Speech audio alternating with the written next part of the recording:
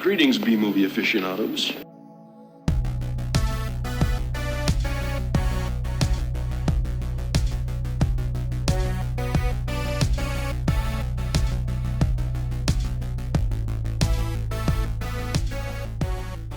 Hello, welcome to A Couple of Flicks. I'm Tristan. I'm Nick. And I'm Zach. And today we are going to talk about video game movies or video game themed movies. You know, we're probably going to do another one of these at some point, you know, because There's plenty of them. Oh yeah. Yeah, there is plenty of them, and I feel like the genre's pretty ripe. You know, it seems like there's a lot of potential here. So just for mixing and matching. So, but let's see. I guess I don't know. Before we start, is there anything you guys want to talk about? Or I would just say, and also maybe during this episode, it'll be late for watchers, but we'll give some Oscar updates, our live reactions, because we're filming this literally during the Oscars. Like, yeah, I guess Pinocchio just won Best Animated. Oh yeah, that's where we're at now. It's going on. It's 8:30 on our time, so it's going on now. Yes. Yeah. We're going to probably comment on those in between while we're discussing these movies. Yeah. Or, you know. Not being bored watching the actual thing, just getting the updates. Yeah. And we probably won't watch, like, we probably won't get through the whole Oscar ceremony, because I know that those usually go on for like 3 hours or something. So, but you know, we got another update just now. Oh yeah. The best best actor in a supporting role, Ke Kwan. Oh, nice. That's wonderful. Great. That's awesome. Hell yeah. Yeah. I'm glad to hear that. That's awesome. Yeah, he was really good in that movie. So, and I'm also glad Pinocchio won, even though I was rooting for Puss in Boots. You know? Yeah. Which, you know, I never would have thought I would be rooting for a Puss in Boots movie, you know, because, like, you know, apparently, I mean, I don't think I ever saw the first Puss in Boots, but apparently it's pretty terrible. So. I thought the first one was good. I never watched it, but I heard it was all right for a Shrek spinoff. But then the rest were like real bad. There's like a dozen of them or something. Yeah, I feel like most people I know seem to just mostly talk crap about like DreamWorks movies that aren't either Shrek or Kung Fu Panda. How to Train Your Dragon. I think that's regarded pretty well. I like that one. They're building a theme park land out of it for the new Universal Park. That's awesome. I want to say maybe I even read they're might try to do a live action one. That could just be me making shit up. But I think I heard that too. Yeah. I'm trying to picture how that would work. I don't know. Those Game of Thrones people on it. Yeah. Yeah. I mean, if you get the right score and the right like location and everything, it could be pretty cool. So another update. Yeah, here we go. I'm surprised they're so quick. Yeah. Best actress in a supporting role, Jamie Lee Curtis for Everything Everywhere All at Once. Okay. I don't know if that one deserves it, but no. I mean, she was good in it, but barely in it. Yeah. Yeah, I mean, I didn't mind her in it. You know, yeah, she was great in it, of course. But... Yeah, she played an IRS agent. You know. Yeah. But yeah, I agree. That's a little strange. It's a strange win. So. Yeah. I half expect Everything Everywhere to win like almost everything. So. It looks like it's going to. Yeah. I heard it got just beat whatever that movie. What movie did it beat? Lord of the Rings for like most nominated award nominations. Yeah. And that swept. Did it sweep the act? I know it won, but did it sweep? Let's see. I remember Return of the King's definitely like. Yeah, that's the one it beat. Yeah. I remember that one got like almost everything. Like I think it even got like best score or something. I don't even remember exactly, but Anyway, that was way back in what year was that? 2003 or 2004, around that time. So, Nice. yeah, and then I think the following year it was like $1 Million Baby. But anyway, I guess we should probably start talking about these movies now. The ones that we chose specifically to talk about. But yeah, no, feel free, like, if at any opportunity, if you feel free to update, yeah, I don't mind hearing about what's going on. So the first movie we're going to talk about is the one that you chose, Nick. Okay, I'm gonna need some help with this one. Yeah. I didn't really know what the hell was going on, honestly. Yeah, that's fine. It was just, I don't know. I couldn't get a grasp at all of what the plot was, really. Yeah. So I chose Hitman based on the video game series Hitman. Yeah, the 2007 one, right? Yes. Yeah. Okay, good. I wanted to make sure I watched the right one. Yeah. With Tim Oliphant as the Hitman from Agent 47. Mm-hmm. And I haven't played the games much. I own one and like played the first couple levels. It's like Blood Money, I think it was called, and I think at least the earlier ones didn't really even have much of a story, really. They were kind of not arcadey, but like you just loaded into a level and Yeah, so there's a slight like over story, but Yeah, mostly it's like, here's your contract, go get this person. I've played most of them. Okay, yeah, that's Yeah. what I thought. They were like, yeah, this story's baked into like your mission synopsis, like this is why you're killing this guy or something, or Yeah. It's like GoldenEye 007. yeah. Yeah, so I guess that kind of makes sense why the story, I couldn't follow the story at all. I didn't know who any of the people were really. Yeah. I mean, to be fair, there's very, very little story. But it seems like there was a lot. But I just didn't, none of it made sense. Like they were trying to have story, but like it's really just about kind of John Wicky, where there's the hitman who's being attacked by US government, the Russian government, and then the hitman organization he's also in. So it's like everyone against him. Mm-hmm. But his main mission, I guess, was to kill somebody. I think it was the Russian president. It was the person who was going to be, who either just became Russian president or was about to be. I'm not sure why though. Well, I mean, basically, so from what I gathered while watching, the guy had a double, and the double was the one who ordered the hit on the Russian president so that he could become the Russian president instead, like in replacement. But nobody would know it was him because he was the double of the Russian president, which I don't really know why he had a double, but I think he had a few. I think they mentioned sometimes everyone had like, oh, of course we all have doubles or some shit like that. Yeah. But it was funny, like they mentioned somewhere near the end how it was done, and it was like straight up not plastic surgery, but like science fiction surgery. It was like, yeah, we had to graft Teflon things to our face and have it completely molded over instead of just straight up plastic surgery. Yeah. And then I guess he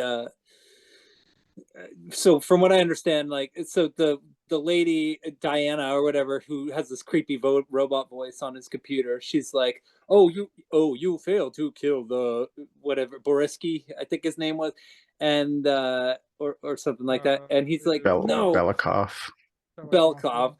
And he's like, no, I didn't. I blasted him in the fucking face. Yeah, I saw it myself. And it did show it like go right through his nose.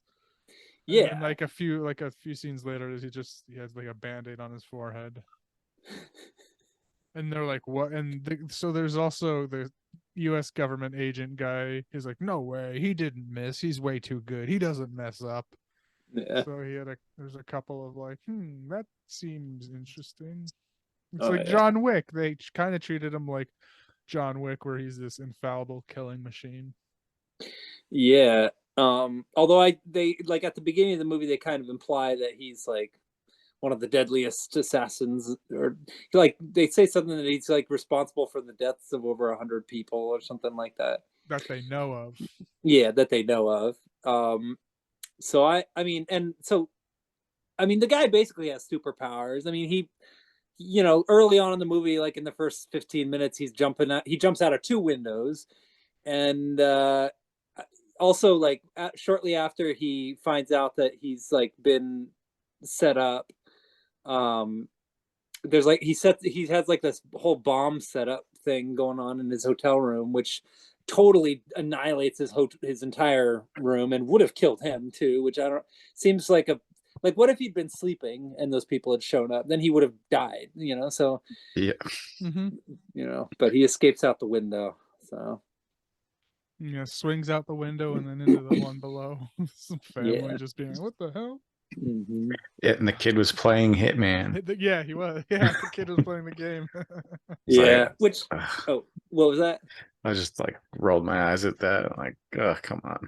Yeah, I was gonna say that was a touch I did not like, was the fact that they had to include a shot of the Hitman video game in the Hitman movie. It's like it's going too far, you know. But oh well. And this did And have that little thing for some reason. They don't know really why they had to put it in, but in the very beginning, he's interviewing, like he captures the Interpol agent for like 30 seconds, and then there's a little flashback to the rest of the movie. yeah, the whole movie's a flashback, so you already know he's not gonna die. Yeah. And also, like he said something about how like the guy's like, if you're here to kill me, and he's like, if I was here to kill you, I would have killed you this morning before you left for work, and I would have been gone before you hit the ground. Like Timothy Olyphant is, it's weird because he's usually such a lively, like presence in a lot of his movies. He has a lot of like emotive qualities, but in this, he's totally deadpan. Which I can't help but feel like might have been a little miscast for the role. I mean, I think so. Oh yeah. yeah. It was weird. It was weird the whole time. Yeah. I mean, he did get to show off a little bit of his physicality in certain shots, which was cool. But also the bald cap like looked a little unusual, especially during some of the underground scenes later on in the movie. I was like, oh man. And especially for him. He's just like has the face, like he has just really good hair, like I said when we watched when I brought this up as a choice, because we watched Crazies. I was like, I saw a picture of him in a ball cap and it looked goofy, and it did look goofy throughout the whole movie. It did. Yeah. Yeah, you never get used to the bald cap, no matter how hard you try. But let's see. Oh, yeah. Well, and then just another little backstory. I guess there's like he comes from an organization, and there's a little montage during the credits of children training to be hitmen and shit. Yeah, I like that opening sequence. It was pretty gnarly, you know, like it was all about how like, oh, they like take orphans and abandoned, you know, street kids and all this stuff, and then train them to be killers and all this stuff. And it's all like gritty espionage type stuff for the first like 5 minutes. And, yeah. Yep. So back to the plot is he tries to kill the president, which he thinks he does, but he gets like this call saying there's a witness, which it's that girl, right? The dragon tattoo girl. Yeah.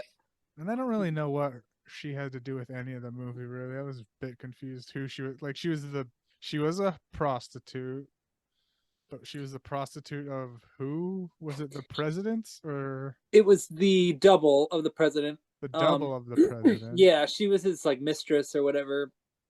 And the reason they claim that she was a witness was because they were trying to get 47 to assassinate her. which didn't end up working because as soon as he sees her, he can tell that she's never seen him, just based on the look on his face. So she ends up getting mixed up with him a little bit later on. And then I just don't know what her. Yeah. I mean, she doesn't really do a whole lot in the movie, other like, than why would they want to kill? Like, because at some point they were like, well, if I don't kill this guy, he'll be coming for you for the rest. Why? It's because the double, for whatever reason, wanted to have him take her out. But he almost killed her in the first place, so like, yeah. And and basically the only reason he doesn't is because he finds out that he's being set up, and that's enough for him to decide to not kill her. Which, I mean, like I said, it doesn't really make a whole lot of sense. It's clearly a movie that, like, you're supposed to kind of just not think about it, even though it's kind of hard, because it just ends up making the plot really confusing. Because there's just like, so much stuff they're trying to make you think about. Yeah, and I've noticed that's a problem with a lot of a lot of movies based on video games, is that they over-explain the plot, and yet at the same time, there's almost no plot in any of them.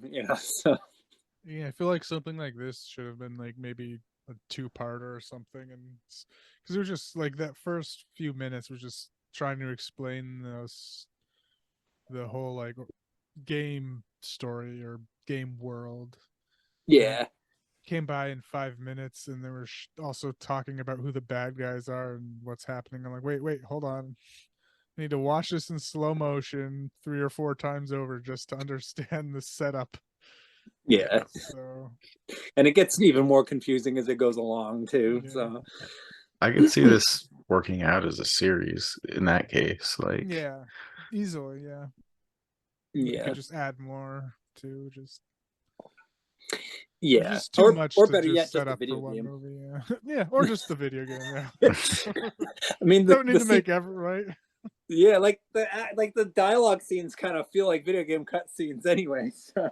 And there were, I definitely know, like little bits of video game, like when he took guns out of the freezers and like the ice things. That's video game stuff. And changing outfits. Yeah, Your disguises. He was wearing that, like, was it a sailor outfit or a pilot outfit or something like that? Yeah, I forget what it was. Yeah, I think it was like a what do you call it? Like one of those like officer outfits with the hats and the gold buttons and stuff, like those Russian officer outfit. Because I think they were in St. Petersburg. Oh yeah, I was in that train station, I think. Yeah, and at the end there. Yeah, like because basically after he discovers that he's being double crossed to kill this guy, or to kill this girl, I should say, by the replacement Russian president, I guess you could say, he decides that they're going to leave Russia. But on the way through the station, another bald guy with a barcode on the you see, this is when the bald barcode thing starts to kind of seem ridiculous and seems like kind of a worse idea, because it makes it immediately identifiable as a hitman. Exactly.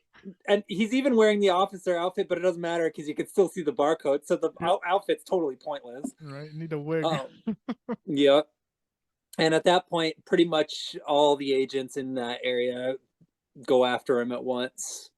And it kind of leads to a extended sequence where the bald cap, in my opinion, looked most prominent.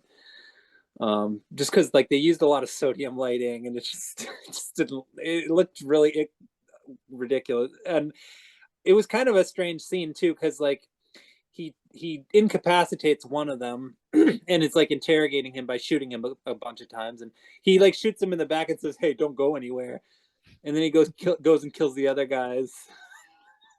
Yeah. Anyway. Another game thing. I think he hid people in closets, maybe even. I think so. Yeah. I saw a shot or two of him doing that, but yeah. When he first gets that Olga, that I don't remember what her name. the girl from Quantum of Solace. I think he immediately puts her in the trunk, even though there's a dead body in there. Oh yeah. Yeah. So where were we? Some guys. Yeah, he takes out the guys in the subway, and I think, or after that is kind of when he, I guess, gets back into contact with his superiors at some point after that, because I guess that Diana, whatever her name is, like, I mean, you don't really hear from her much, so. Okay, yeah. So when he is at the hotel escaping, I just wrote down he killed like 16 people in that hotel, and then like there was that cool little elevator scene where he just murdered everybody inside that elevator and stuff. That was neat. Yeah. Oh yeah, and there's those two. I even wrote down like right after this, he goes to the girl. That's when it's confirmed there are doubles and shit, and I was just like, I'm confused. Just as a note. Yeah. And then yeah, there's the train station where he fights like 4 hitmen in with just swords, dual sword, and that was a pretty sweet little action scene. Yeah. I found the swords were pretty random. I don't recall those ever being in the game. Yeah, right. Yeah. Because in the game, he does have the 2 guns and then like a choke wire. I don't know what to call that, but those are your main things in the game. Yeah. No swords. Yeah. I mean, I've only played those games a few times, but what I remember about them is that like you could either be stealthy or you could go in guns blazing. And I think for like, because I think I rented it like the second one or something. I think at first I tried to be stealthy, but then eventually I kind of just gave up and just started shooting everybody and killing everybody because it was just more fun that way. So.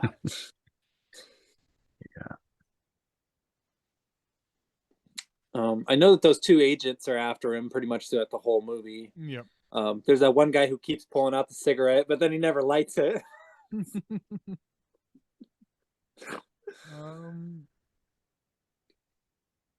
I wrote down a dinner scene. I don't remember what that's for. Oh yeah, like I mean, that's kind of after the hitman and the girl have sort of gotten to know each other a little bit more, and you sort of get a little glimmer of her backstory where they're like in the car, and he's like basically like because she shows up in the subway. She doesn't stay put like he told her to, and so he's like, you should have stayed put if you try something like that again. And she's like, what will you do? Kill me? I want to die anyway, and all this stuff. And so there's like a little bit of exposition there. And then eventually he decides to be a nice enough guy to let her sit in the front seat rather than in the trunk. And then after that, they go to dinner, and she sort of learns a little bit more about how like observant he is and how he's like able to pick up on like the subtle details of everybody around him and stuff. And somewhere that's the scene where it starts off like, oh, I just want to take you to dinner. She thinks he's being all nice and shit, and so oh, I didn't know he had a romantic or soft side, but the whole reason he went to dinner was to commit an assassination. And he, like, as soon as he sat down, he grabbed a scotch off of something that was going to the person, and I assume put a little bit of poison in it and said, oh, sorry, my bad. And then his target starts puking. He runs to the bathroom and kills him, and then he's like, come on, we got to get out of here, let's go, come on. And she was like, oh, okay, so you are just an asshole. Yeah, that's one thing I will give this movie credit for, is that it's, as far as these kinds of movies go, it's probably one of the least pretentious I've seen. Like the film really doesn't paint him as anything other than just a douche, who just kills people. Yeah. Kind of all the fat is trimmed off of this one. So. And then after that dinner scene, they almost have sex, but he just drugs her and fucking throws her to the side. He's like, nope. Yeah. And so he's basically with her while he's also like pulling off other contracts. And is the next scene the part where he goes to that dude with all that one skanky dude? He's like, oh, don't mind me, I'm just practicing my lines, and then he snorts cocaine off that one lady's the thigh. drug dealer. Yeah. Fucking, it was he's in Lost, I think. That was Desmond from Lost, I think. I think so, yeah. Yeah. He's a sketchball, but I don't know. I guess he was just there to get weapon. I'm not exactly sure what. He was the brother of the Yes. impersonator or the president impersonator. He was the brother of somebody. He was yeah. the president's brother. The actual president's brother, not the impersonator. Yeah. Okay. Yeah. And I'm guessing that he had something to do with his brother's like he probably was aware of the brother's double or something. I don't know. I got the sense that there was like he had something to do with that, but I don't know. The movie kind of moves so fast that you don't really have time to keep up. Yeah, I didn't know who Belikov really was. Who was that? The president, or was it because there was Belikov and Mikhail? Yeah. Those are the two names. I think the Miguel is the one who is the cocaine dude.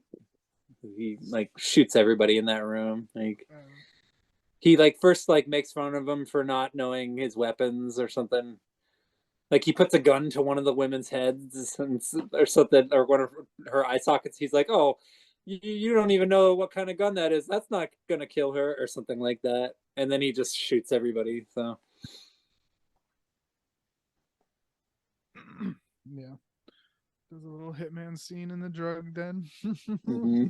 It's great.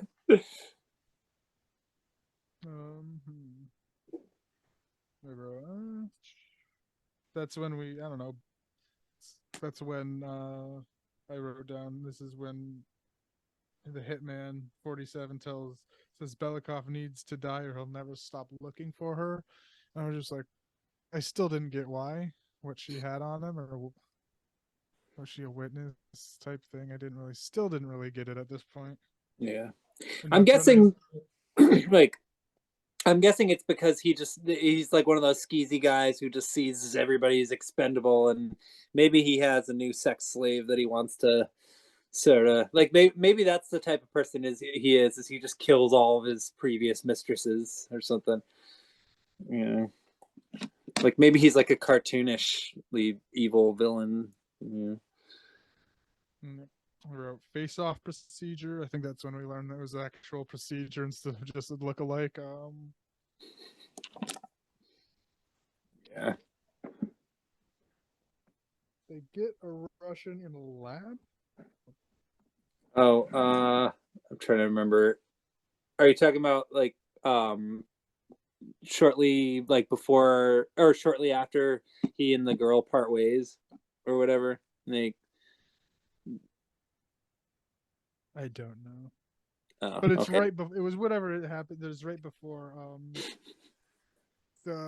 he has to kill the dude, the actual imposter while he's giving that speech this time. Yeah. That's at least one of the next steps, but Oh yeah, is that the part where he's like shooting through the glass thing yeah. or whatever? Okay. That was a weird scene. It was kind of surreal. I wasn't exactly sure what was going on. I wonder what I just trying to decipher my note. Okay, but it doesn't matter. Yeah. We're at the end. Yeah. He confronts the imposter guy because he wasn't able to kill him because of the bulletproof glass, but that was part of his plan, I guess. Like he was doing the 40 chest type shit. He didn't really mean to kill him because it provided him some type of escape with the Interpol agent, because the Interpol agent had jurisdiction and would allow and would make it so that the Russian FBI people couldn't actually kill him. Yeah. And then as he's getting taken away, does he kill I forget, does he kill the imposter too, or? I think so. I mean, I know he dies at some point, so. Yeah, so he does kill him, and then he gets a safe ride out of the Russians, but then some group what group was that saved him when he was arrested? Oh, it was just they just called themselves the CIA. Yeah, it was the Yeah. people that apparently were working for the U.S. government. They're like, Yeah. "Oh, my What's apologies." Interpol? It's just confused now what Interpol is. It's just an international cop Yeah, people then? Okay. yeah, they work internationally, while these people were specifically from America, traveling to Russia Quote to. unquote, because they seem to Yeah, have more power. Because when they came in, they said, "We weren't here. You weren't here. Nobody was here. You don't even have a prisoner. Nothing happened yeah, here. And even if something did happen in here, and we somehow shot all of you, that never happened. I don't know what you're yeah. talking about." And then they just walk away, and you're like, "Oh, You'd think that okay." the Interpol agents would want like credentials of some sort, you know? You'd think. I think it was just kind of a fact that they weren't the CIA. They were just some really shady, high fucking what's Illuminati type government that they're like, Yeah, we could kill you, erase everything, and nothing would happen. No one would know anything happened. So they're yeah, just like, all right, I'm gonna back off. yeah. They're nice enough to apologize, so it's like, and not kill him. And yeah, so it could have actually more than I think about it. Maybe it was the organization yeah, that just rescued their agent. Because I don't know what made their organization want to kill him.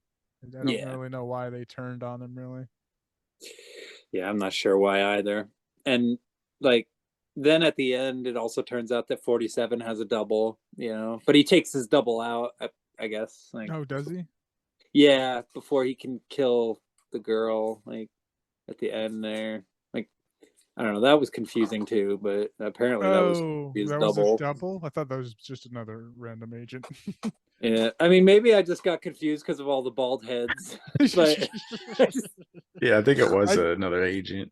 yeah, yeah, you're probably right. Yeah, I think I've just, I still don't get why they want to kill her so bad. It's just yeah. everyone And, does for what? Because of uh, something that happened and was concluded, but they still want to kill her. yeah, and also like there was another thing that kind of bothered me was that like didn't he say like you'll like she said when will I see you again, and he said something, he said trust me you will, or something like that, or Yeah, trust me we'll meet again, and then they never did really. Like I he think he kind of sent her a saw her. postcard or something, right? Something like Yeah, that. like she had some kind of thing, like some kind of map or a ticket or something, and she was all Yeah, happy and smiling, and then you see the crosshairs on her, and it's like, uh-oh, like is she gonna get gatted? Turns out that 47 had her back, you know. yeah, So So maybe he's like her guardian angel. Like he's yeah. like, He's like, how will I stalking her find now. you? How will yeah, I find you? And he was like, no, don't worry, I'll find you. Yeah. yeah, that's it. Okay, so I guess that sort of answers that. But and then he stands on the rooftop, does a sexy pose, and the movie Video game ends. hero pose. Yeah. Pretty much. Yeah. That's that's pretty much it. I mean, Yep. yeah. Yeah, I know that there was some plot twist about the whole like double thing, but I don't know, there were so many flashbacks and there were so many like exposition dumps that I kind of just lost track of all that stuff, and mostly was just waiting for the next action scene. So Mm-hmm. so but yeah, I don't know. What were your overall thoughts on it? It was all right. It was, yeah, confusing, but Yeah. had some cool action scenes. It looked nice. Yeah. Not. I mean, I was somewhat entertained. Yeah, I liked it, honestly. It was better than I expected. I mean, particularly for a video game movie. I mean, it was definitely confusing and ridiculous, and Timothy Oliphant's bald cap was just not didn't work. Um, Yeah, and just his overall, like, I feel I haven't played him too much, but he's had too much personality. I feel. yeah, Yeah. and the whole I agree. Yeah, like the whole time throughout the movie, he was just like,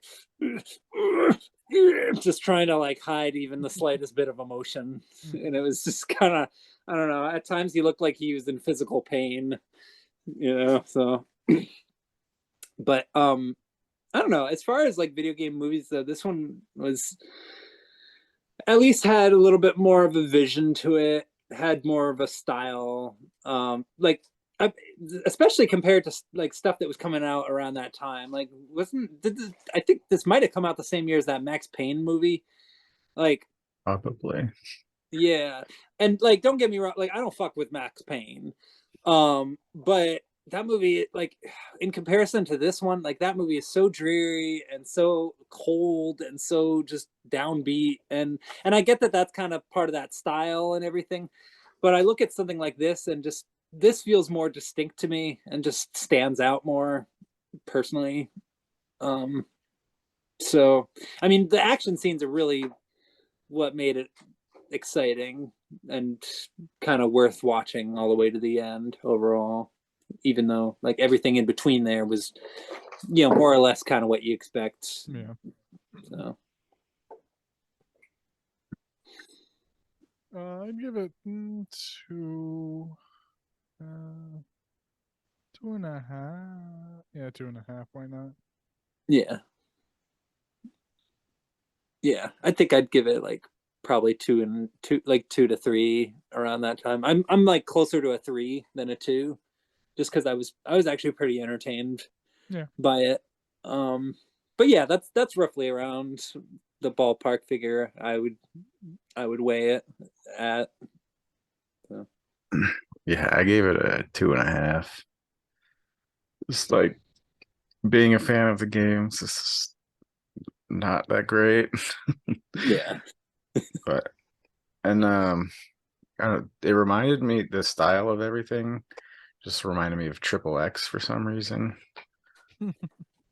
Oh yeah, it definitely had a triple X kind of vibe to it. Yeah, Yeah. but that's what I was thinking the whole time. Yeah. It's like triple X minus the stunts and car chases.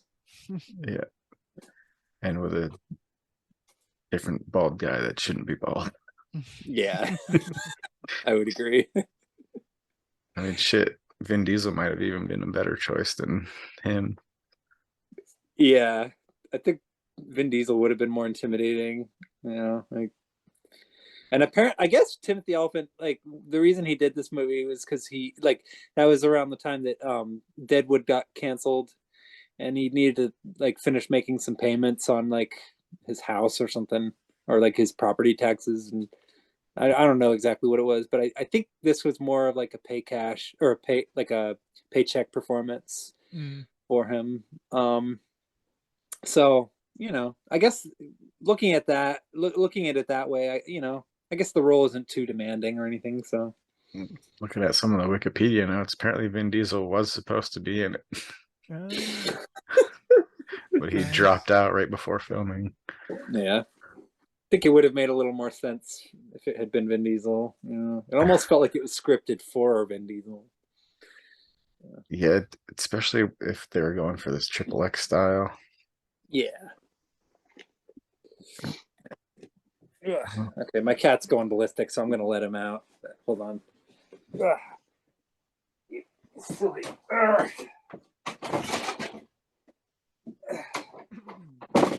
Goodness gracious. All right. Sorry about that. Grease. Okay, so I guess that was Hitman. I don't know. Do either of you have anything else you want to say about it? Not really. Got a couple updates if you want. Oh Yeah. Sure. So we got Best Documentary, which is Navalny. Okay, that's the one about the tank or whatever. I think so. Okay. Yeah, I wasn't really interested in seeing that one. It looked boring. Yeah. No thanks. Best live action short film, An Irish Goodbye. I haven't seen any of the shorts, so. Yeah, neither have I. So. And best cinematography, All Quiet on the Western Front. Okay. I did have pretty good cinematography. Okay. So. Yeah, it did. Yeah. I think that's fair. Still haven't seen that one. That's good. Yeah. Yeah, I liked it. Yeah. Probably wouldn't watch it again. It's pretty bleak, but long. Yeah, really long. Yeah. I think I recommend it if you're one shot or one go around at least. Yeah, Yeah. I did want to check it out because it's nominated for a bunch. Yeah, it is good. Yeah. Yeah. But This music's watch the dubbed, no, subbed version.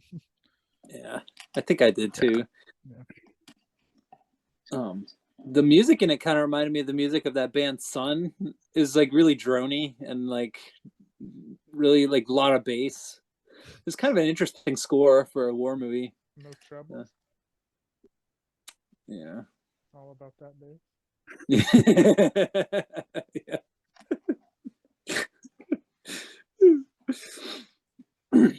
All right. And was that it so far? Or? Yeah. Oh. All right. Well, I guess the next movie we're going to talk about was the one you chose. Yeah. So I chose How to Make a Monster, the 2001 adaptation, I guess, of, I don't know. Yeah. It was like an older 50s movie, I guess. Or like, yeah, like a reimagining. Yeah. Because I saw that one. I wasn't. That's Yeah, a remake of that. I guess very loosely. Yeah. I This guess one has the video game theme. yeah.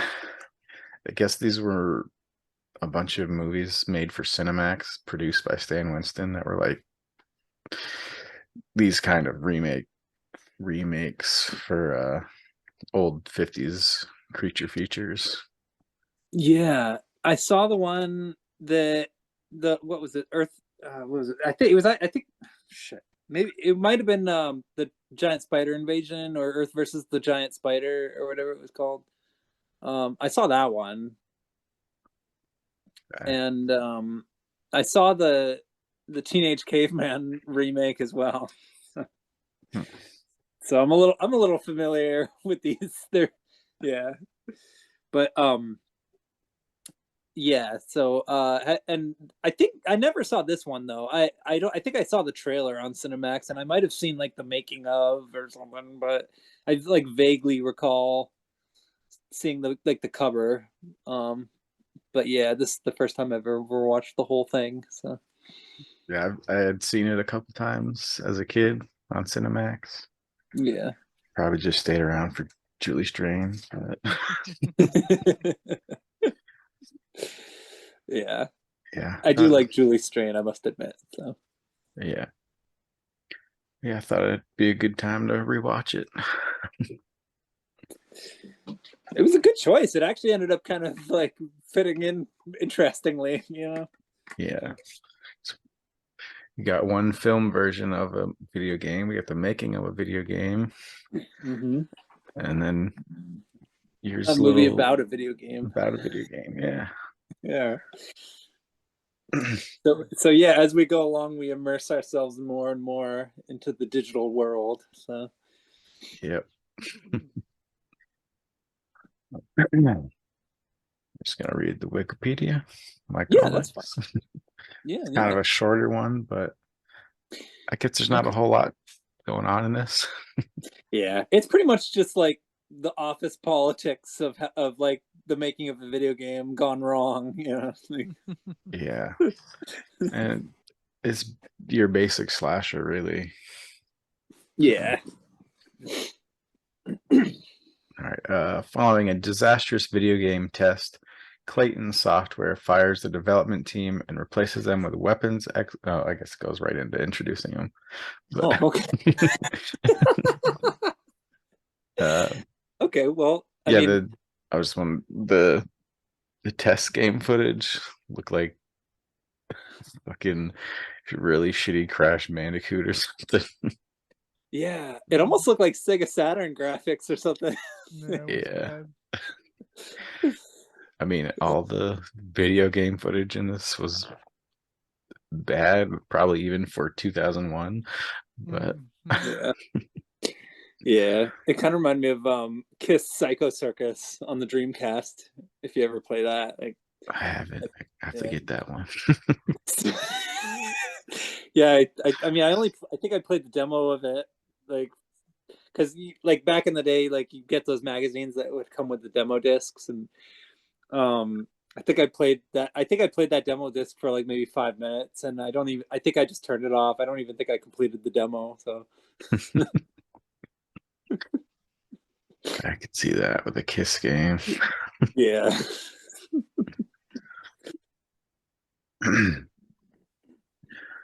So yeah, that development team is fired, replaced with weapons expert Hardcore, played by Tyler Mane.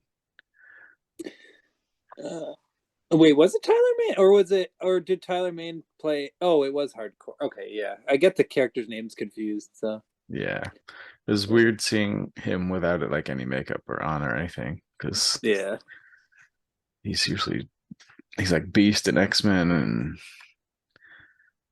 now I'm blanking mentioning it, but yeah. Was it what, Halloween or something like that? yeah. Okay, yeah. He played Michael Myers. Yeah. I actually liked him in this movie. I thought he was pretty entertaining. Yeah. Just a big douchebag. Yeah, pretty much. The game artificial intelligence designer Saul and sound effects creator Bug. It's played by Jason Marsden. I don't remember where I saw him, but Boy Meets World. Yeah, oh yeah, that's it. Oh, and he's the voice of Max in like Goofy's son Max. Oh, okay. Goofy movie. Nice. Yeah, he was in a bunch of Disney stuff. Yeah. Interesting to see him in this. Yeah. It is.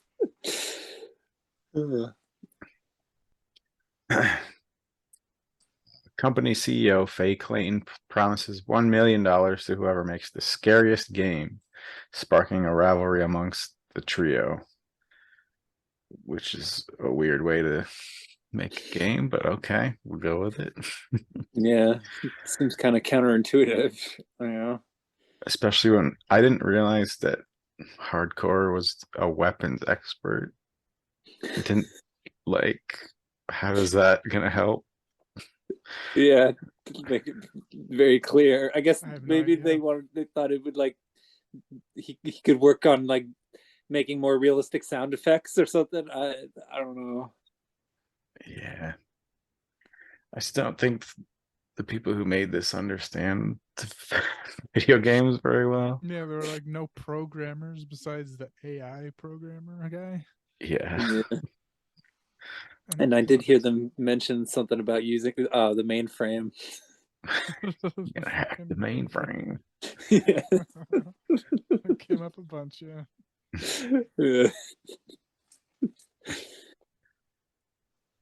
So yeah, that's the basic setup of why they're there, and then it cuts to 3 weeks later when they haven't really done much.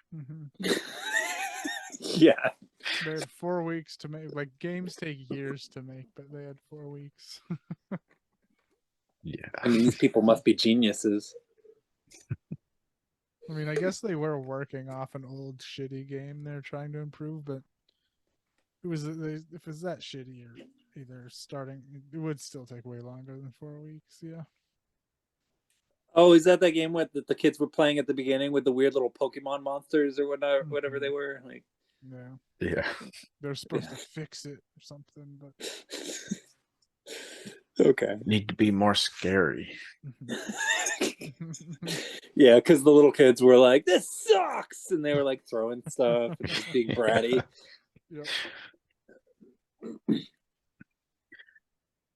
3 weeks later, the programmers try out their game and computer network integrated motion capture suit with help from company intern Laura Wheeler. Okay.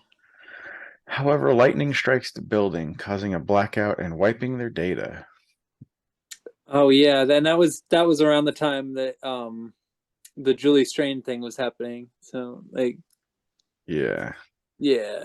So like, I don't think this mentions it at all. Okay. Yeah, I mean, it's kind of pointless, like for her to even be in the movie, really. Yeah. But She plays. oh yeah. Yeah, go ahead. I'm just gonna quickly say I'm glad she was a good sport about it though. Yeah, played herself, being brought into this motion capture suit. Yeah, It's like, and hey, she does what she does in all of her movies. yeah. But her line is like, they told me no nudity. But they make her do that anyways. Yeah, yeah. Yeah. Weirdest Actually, motion capture suit. Totally. Like it's in the '90s, but I don't think they either didn't have motion capture suits, but it definitely wasn't like a giant robotic mainframe out of like a science fiction movie. yeah, it pretty much just looked like a large harness. Yeah. You know. Yeah. But I think she actually was in a video game around this time. She was in they made a heavy metal video game, I think for PC, Fact 2, because it was around the time that she was in Heavy Metal 2000.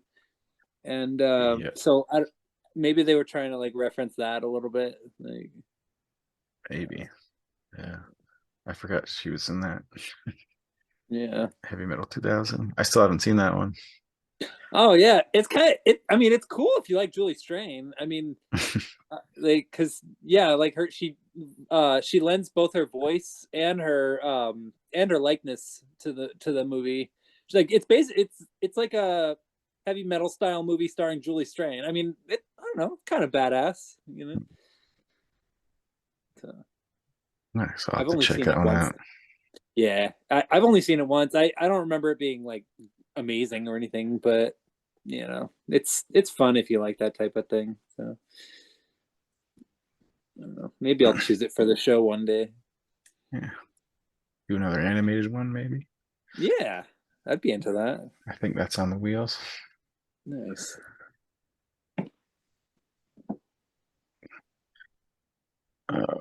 Sorry. Oh yeah, yeah. The Oh, power outage. Oh yeah, you um, were about to say something. they were when they first just brought her in before they put her in the suit too. She was like, she came off ditzy and stuff because she is who she is, and they were like all giggling and stuff. But then she like turned on her serious business face and was like, "You're gonna give me this percentage, sign this contract, do this and that." And she's like, "Oh, okay, you're actually smart and business savvy. Okay, all right, whatever." Yeah, I like that. That was Yeah. funny. You know, of course, when the power goes out, she just leaves basically. Yeah, there's no mention of her at all after that. Mhm. Yeah, She's just there to show her tits. basically, yeah. Mhm. In a motion capture suit. Yeah. Yeah, hilarious. They just make her jump. And it showed like the 3D animation of her jumping too, and Yeah. the breasts on that were just like boing. Were like 4 times as big, but Yeah, the 3D animation was hysterical. Yeah. yeah.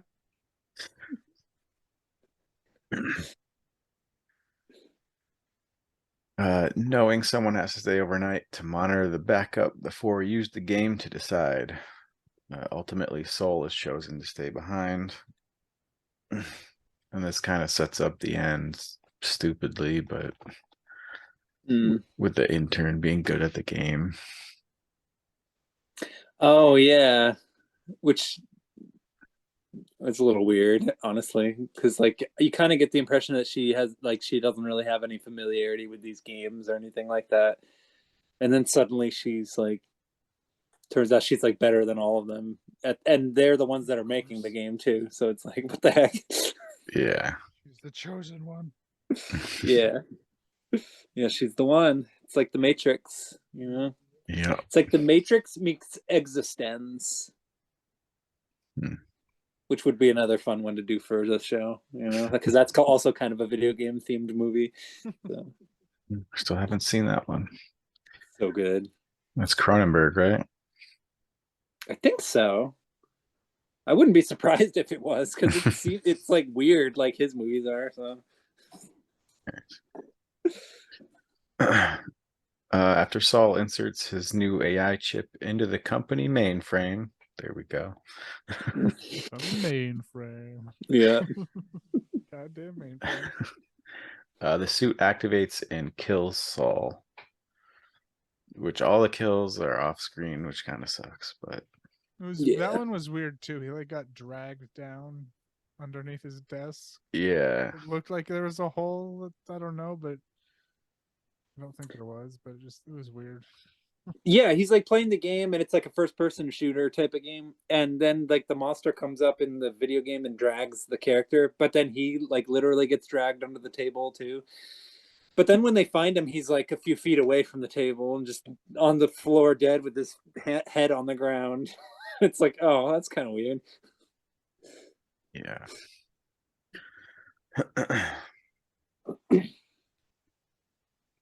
The following morning, Hardcore and Bug find Saul's body merged to the suit and the backup CD gone.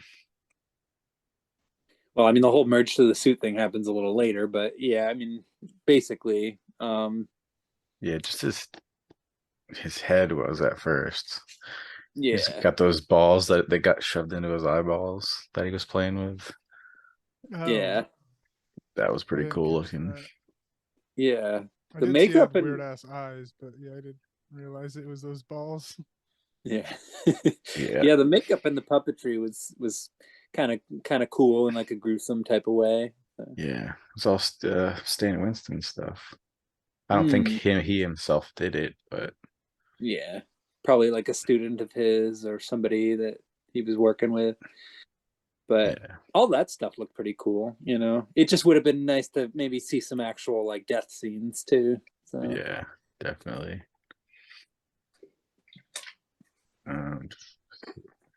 The former attempts to review the security camera's footage, but is attacked by the suit, which decapitates him so it can take his body and weapons to better resemble one of the game's monsters. So yeah, oh yeah, kills Hardcore next.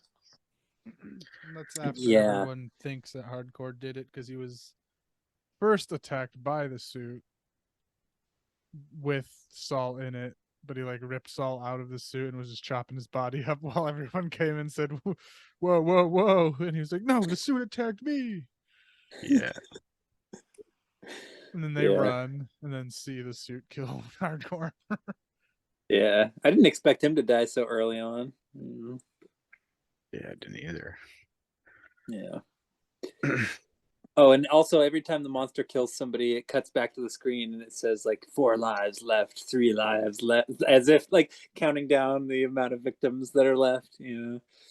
So that was kind of a cool touch, you know. Yeah. And like the monster was like taking on like the traits of everybody too, as like the more people it killed, the more powerful it got or something.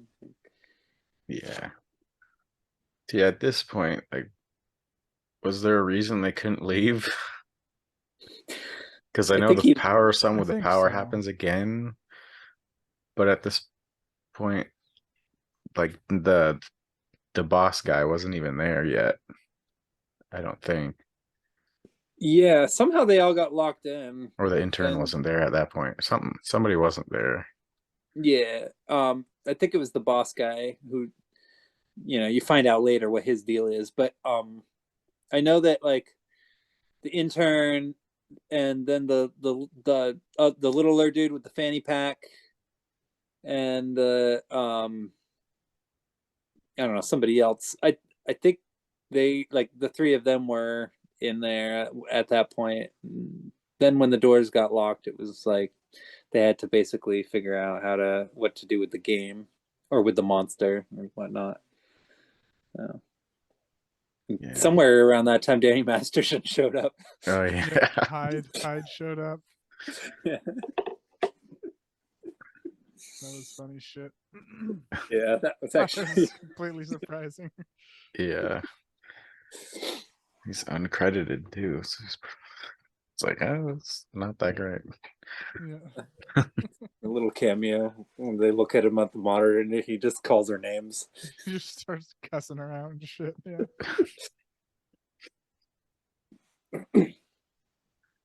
Upon learning of what happened, Bug theorizes the lightning strike, Saul's chip, and Hardcore's system rewrite caused the suit to believe the real world is part of the game. To stop the monster, Bug, Laura, and Clayton businessman Peter Drummond try to shut down the computer and wipe the game's data. However, the security system malfunctions, trapping them inside. Okay. Oh, okay. There we go. Okay, so it kind of happened in the reverse order, but that's all right. I mean, when they tried to shut down the mainframe, I guess it fucked Yeah. the security system up. yeah, I don't know why they that's what just happens wouldn't. when you mess with the mainframe. Yeah. I don't know why Oh, they yeah, just wouldn't have left, but Yeah, it was when Bug tried to stick a screwdriver in the outlet. oh yeah, That's what fucked everything up. like Yeah. how nothing happened to him. I don't know. Right. Yeah. Like when they showed the close up after the handle of the screwdriver's melted. Yeah, I think they put like, put his hair up like. Oh yeah, like, I think that's really about it. cartoony. Yeah. I guess they didn't want the monster to leave the building. You know, although it would have made for a cooler movie. Yeah. Can you imagine like a video game character running around town killing people? Like that would be so funny. It could happen. Yeah. That should have been the sequel. Yeah. How to make a monster too. Or how to make another monster. Yeah.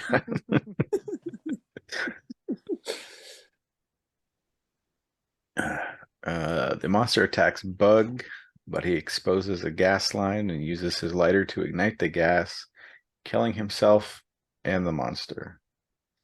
And that's when So- after they were in the vents too. Oh yeah. Bug was in a vent that looked like just a room because he was like trying to jump on top Yeah. completely onto like a vent that led outside, but he just fell through. It's like it's a big ass vent. Yeah.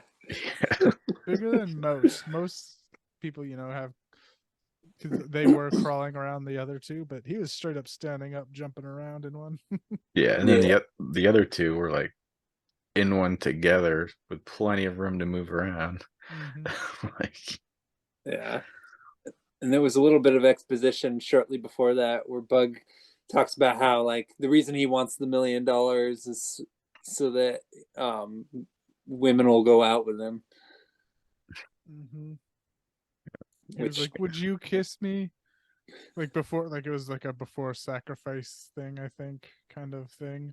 And she was like, "I don't know." And then he was like, "So you wouldn't kiss me?" As he was about to leave, and she said, "Maybe."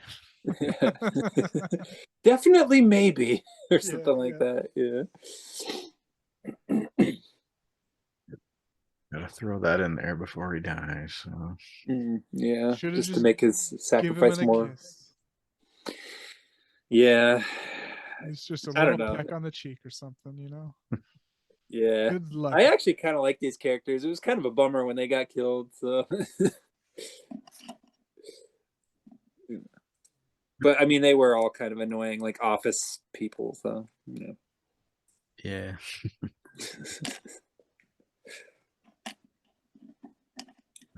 Nonetheless, the monster returns to the mocap suit and attacks Drummond, but Laura saves him by fighting the in-game monster.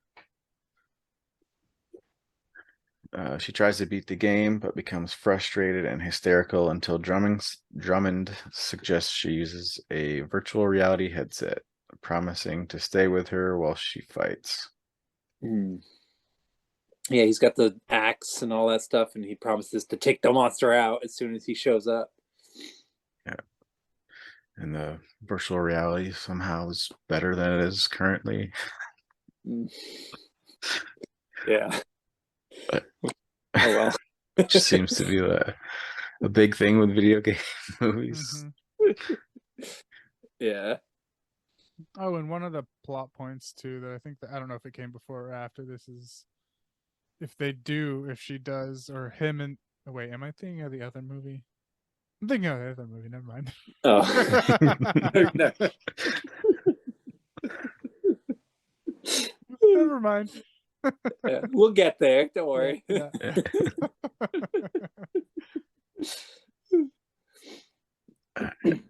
In the midst of playing through, she realizes he left her before the real world monster returns. She escapes to the kitchen where she finds Hardcore's PDA contains footage of Drummond stealing the backup CD. She later finds and confronts Drummond at gunpoint. After he mocks her, she shoots him in the knee and allows the monster to kill him before luring it to a fish tank to electrocute it. Which I don't know if it was such a smart idea, because it would have made the monster powerful, but at least she had a plan. So, but what were you about to say? Like, if that's the way that they finally got it to die, why didn't they just set off the sprinklers or some shit? Or why didn't that fire set off sprinklers? I mean, they could have just lit a match under one of the fire sprinkler systems, and yeah, boom, end of monster. I mean, Yes, that would make a shorter movie. Yeah, go to the janitorial closet, fill up a bucket of water, chuck it on them. Yeah. I mean, I don't know. Like that stove, they could have done so many things with that. Like, they tried, but I guess fire doesn't affect him. Explosions don't affect him. Just some water on his ankles. Yeah, he's like the Wicked Witch of the West. Yeah. And did you notice it was a Chekhov's fish tank? Yeah, right in the beginning of the movie, they just had a weird shot of, I don't know if it was Bug or the intern saying, "Oh, look at my fish! Ooh, don't touch them," or something like that. Oh, and they were monitoring the kids behind it. Yeah, in that first scene. Yeah, and then like later on, there was like a few scenes later where there's like a close up of the fish, and she looks at them, and there's just like, and she says, "Just be patient, you," or something like that. And I just kept on wondering, like, why do they keep showing the fish again? I did too. I was like, what? Yeah. They're hanging on these fish shots for a bit. What the fuck? Yeah. But turns out that was the secret. Yeah. Sometime later, a jaded, world-weary Alora turns in the final version of the game and demands the bonus for herself, which she uses to become the new CEO of Clayton Software, renaming it Wheeler Software. Yeah, so Clea Duvall ends up basically just winning the chess game. You know, she gets both the money and the cred, you know, so, and the room full of test players, you know, they're all cheering, and they seem to like the game just fine. So she turned out, and like she was like a completely different character, like a badass businesswoman, cutthroat. Yeah, and like at the end too, she was, because during it, like what's his face, War Machine. Hardcore, yeah, him. He kept accusing her of, like, what is she doing here? Like, kept accusing her of being a spy, and then at the end, like the last scene was like, you never know who's a spy. With the disc, and you're like, oh, was she playing them the whole time? Yeah. yeah. She evolves. She goes through some growth. She becomes jaded because she knows the lives that were sacrificed to make that game. Or was she just a good actor in the beginning and a real good spy, and then what we see at the end is actually her? It's possible. That's what I don't know. Think. Yeah, it maybe that's the. I don't know. Does the Wikipedia? I mean, it would make sense. It would make sense if she was, you know, badass, because she was badass at the video game for no reason. So yeah, maybe she did some training beforehand. Yeah, I don't know. Because it was like a competing company making a similar game. So maybe she had some practice and shit. Yeah, what I got was her abusive relationship made her timid, and then this whole situation made her more badass. I don't know. Yeah. That's possible. I mean, I did kind of get a whole yeah. I did get sort of like a feminist sort of vibe from the ending, and also Clea Duvall, like, she usually takes on like empowering type of roles like that. So that's sort of, I don't know. That was my takeaway, was that like her trauma and experiences made her stronger enough to pretty much just take charge of her life, and then she got $1 million. So Started a new company. I Yeah. was trying to remember the game that was at the end because it looked fucking weird. But Yeah. Yeah, it looked even weirder than the one they were making. And what was it? It had a different name too. It was like Evil something. I don't know. yeah, I don't remember. Yeah. It's like Office Space meets Evil Dead. Oh, yeah. There was Evil Dead game posters throughout the whole movie. Yep, I saw that. Hail to the King. You know, Yeah. there were some cool video game posters in this, like Baldur's Gate 2. I Yeah, missed all of Summoner. them. Oh yeah, Summoner. Oh man, I still remember the end credit video. Like after you beat the game, there's like a end credit sequence where like various characters from the game are playing D&D. Hmm. You know, like, pretty cool. Nice. Yeah. Yeah, I guess that's how to make a monster. Yeah. So I don't know. Did you learn anything? It didn't age the greatest, but it was still fun. Yeah. I think I gave it a 2.5 at first, but then like I gave it a 3. Yeah, I'd give it a 3 too. I like a solid 3. I enjoyed it quite a bit. It was short, but not too short. The characters were all silly but memorable. The creature design was decent, Like I said, I would have preferred some gnarlier, kill scenes, but I also sort of recognize that they probably didn't have very much of a budget. At least it didn't seem to be much of a budget. Yeah, I don't know. I was entertained. What about you, Nick? Oh yeah, I thought it was fine. Yeah. I'd give it like a 2. Yeah, I'll give it 2.5. Why not? Right down the middle. Yeah. Fun little movie. Yeah. I think There are boobies in it. Yeah. Indeed there are.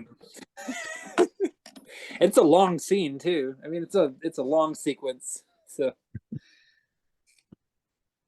it's not just like a brief shower shot or anything like that. But, yeah. Yeah, I don't know. Pretty good for a Cinemax movie. So Yeah. all right. Are there any Oscar updates? There's a Oh, few. Yeah. Yeah. Oh, okay. Was there something you wanted to say, Nick, before we say that? Anything? No. Oh, okay. All right. Oh, yeah. wait. Oh, yeah. It's just a stupid thing, and there was $1 million in the beginning when they were. Yeah. It's like, oh, Austin Powers. Okay, it was a funny little. Made me giggle. Yeah. Yeah. Yeah. I almost expected Seth Green to show up, but not in Not this yet. movie. Yeah.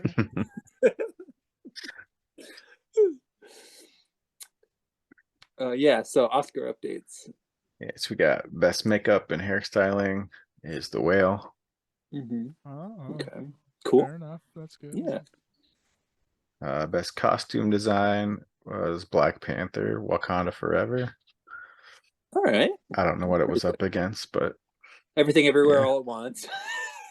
Yeah. Of course. Yeah. And I think Elvis as well. I'm glad Elvis didn't win. Oh yeah.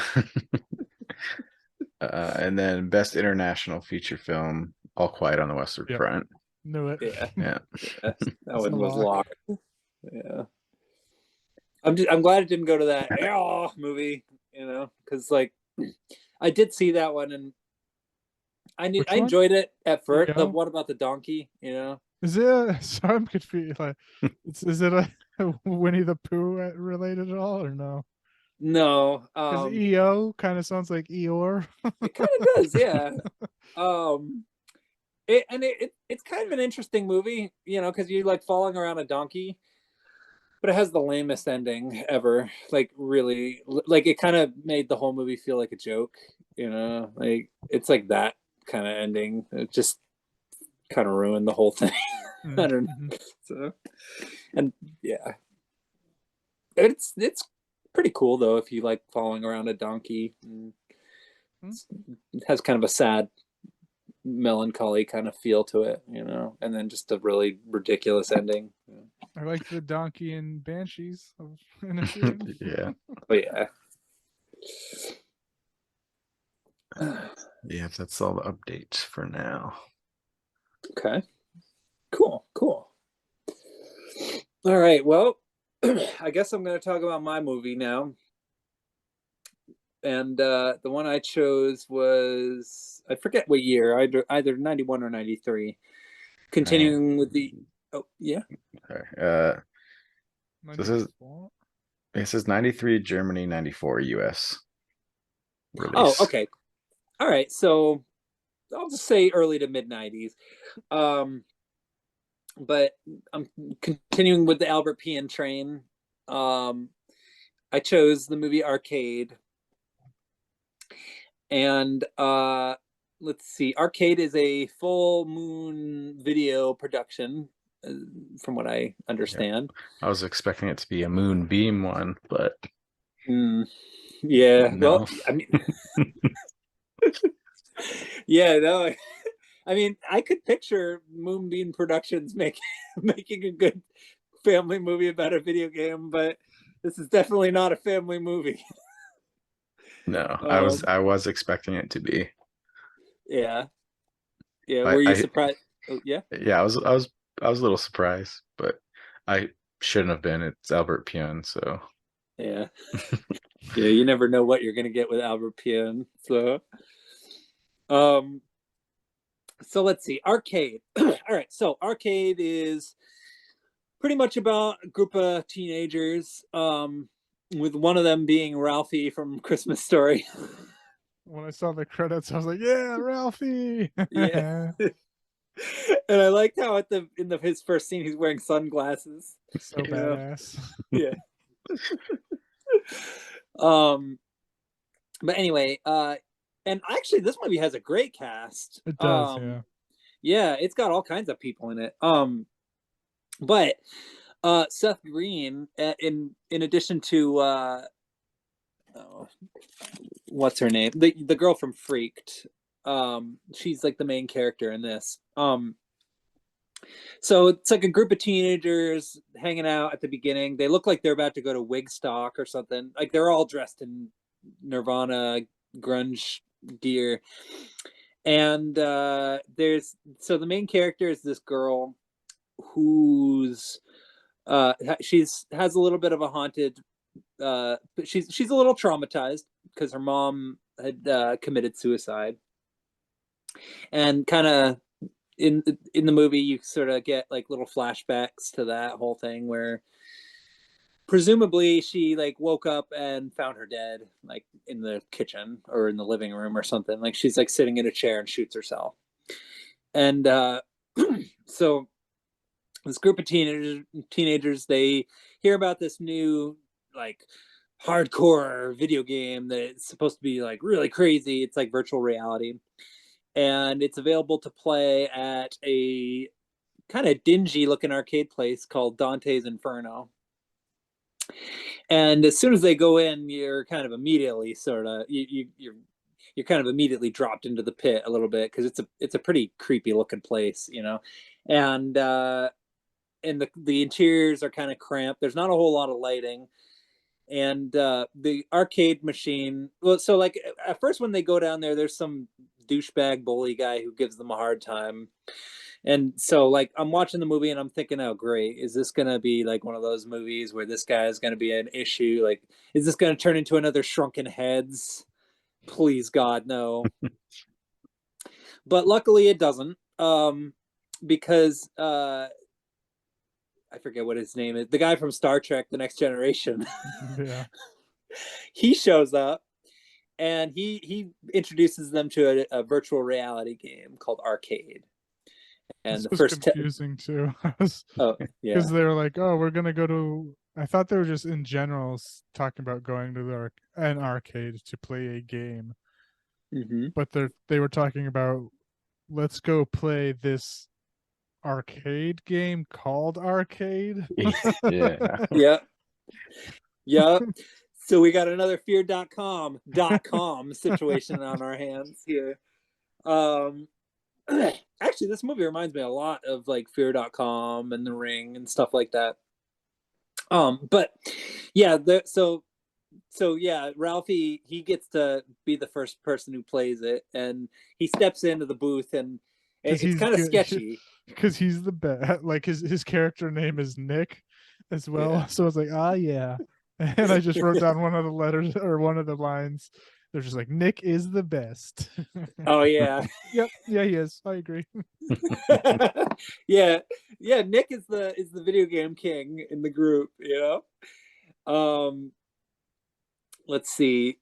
Oh yeah. So he steps into the booth, and it's kind of sketchy. Like there's like a weird light thing that happens, and they're like, "What's going on?" And it's like, "Oh, it's scanning you. It's getting your information. It needs to," because I guess this guy seems to kind of be indicating that this game sort of changes depending on who's playing it. You know, it kind of it shifts around and changes to kind of match according to whatever the player's sort of style is. Which I don't know how they really get, how the game gets that kind of information from scanning somebody's retinas and face, but whatever. Yeah. It doesn't matter. Like at first I thought they're just they're scanning for like a 3D model, put them in, but they went further than that. Yeah. That's what I thought they were going with, but no. I mean, he goes, as soon as he gets into the video game, he's got like this weird jumpsuit and this helmet thing. So weird looking. It is wicked weird looking. And as if that suit isn't weird enough, the graphics, it's like a combination of like Death Trap Dungeon and Phantasmagoria.